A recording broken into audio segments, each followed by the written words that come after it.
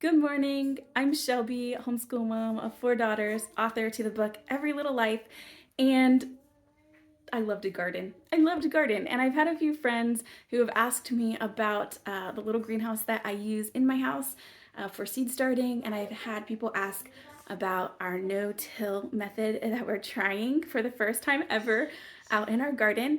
So I'm going to show you both of those things today, and we will start indoors with our little greenhouse that we have. So let me show you. Okay, so this is our greenhouse that we got. Now, it's a very small one and it works for our family. I did not want something large outside. It just didn't fit the bill for us in this season. And I actually prefer to kind of have it this indoors because I just think that it makes it, I don't know, easy access, I guess. So, and I needed something that would keep Littlefingers and our cat and our dog, I guess, out of the dirt. Okay, so here we have our little seed starters, and I actually got this from the Dollar General, but it came with pre-filled dirt, which was kind of nice. And then it came with these little cards that you could cut out and say where you have things planted at. So that is super helpful. So we have this row here. I am trying to do a few things that maybe don't need to be started indoors, but I had the extra room, so I decided to go ahead and plant like spinach and kale. Kale probably doesn't need to be planted indoors, but hey, whatever. I'm not an expert, but yeah. Now the strawberries, we are trying to plant some that are coated in like this clay material and some that are uncoated because we have not had success with growing strawberries. Now, if you know anything about strawberries, if we're doing it wrong, tell me, because I don't know what I'm doing when it comes to strawberries, that it's just not working. Maybe this is not how you go about it. But we've decided that if it doesn't work this year, we're probably just gonna maybe try to grab some strawberry plants at a local nursery or something when it's time. And down here, planted some different things. And then I also grabbed these from the dollar store. They're just little containers, but I have our herbs in them that we're gonna do for this year. And I just went ahead and like planted all of them in the one big container. So we'll see how that does. But I have some down here as well that have herbs and then some that have flowers. Now, again, I have not been super successful with growing flowers. Marigolds have been fine. Like those grow just fine. But some of those other flowers, I haven't had a whole lot of success with. So we'll see how it goes and how we do. But yeah, this is our little setup that we have. We have our little sprayer that we use, spray bottle to spray. The girls get to spray it. And then if it's too dry, I'll just grab the watering can and use that. And some gardening gloves that my little girl put back there.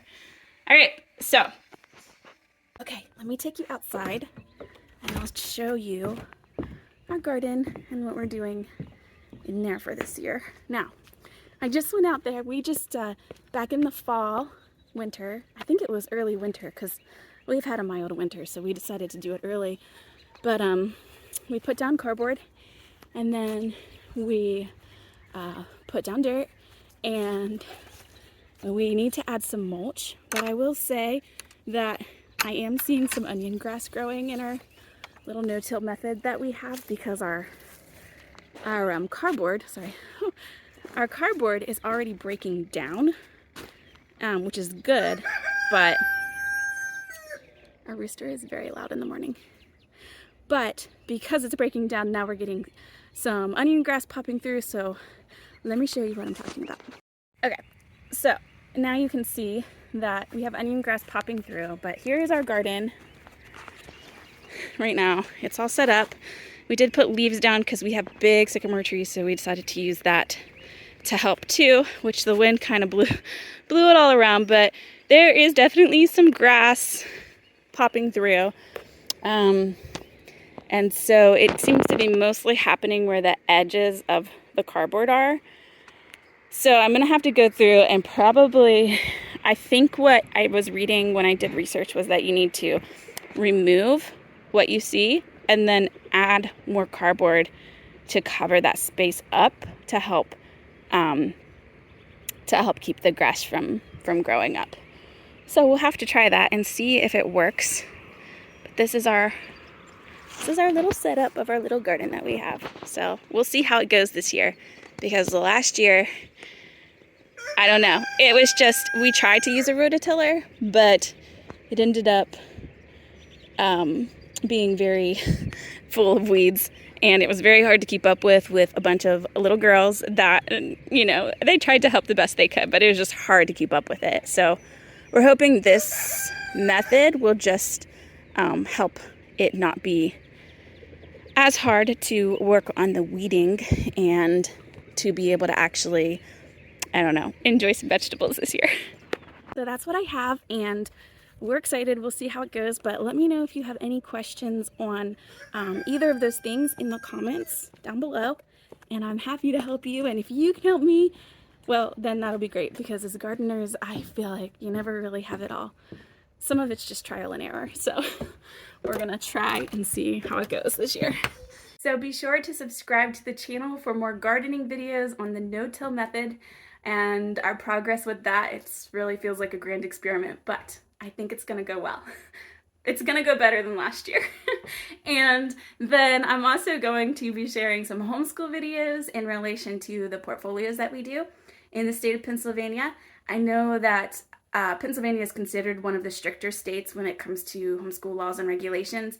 I haven't found it to be a huge problem, and the portfolios have gone well over the last several years, so I'll share some of that with you. And then I also would like to share with you some of the places that we go to fulfill our history and our science within the state of Pennsylvania, because we have 4 daughters and they are 9 and under, and the attention spans to be able to sit at the table and do bookwork, they don't last very long. So I find that doing math and language arts at the table is important, and then doing a lot of reading, but then we take it outdoors when it comes to science and when it comes to history. So I would like to share that with you at some point when I have a chance. And then we'll have other videos as well. So be sure to subscribe and stay tuned for all of those. We might even do Bible study related videos with my husband as well. So, all right, take care.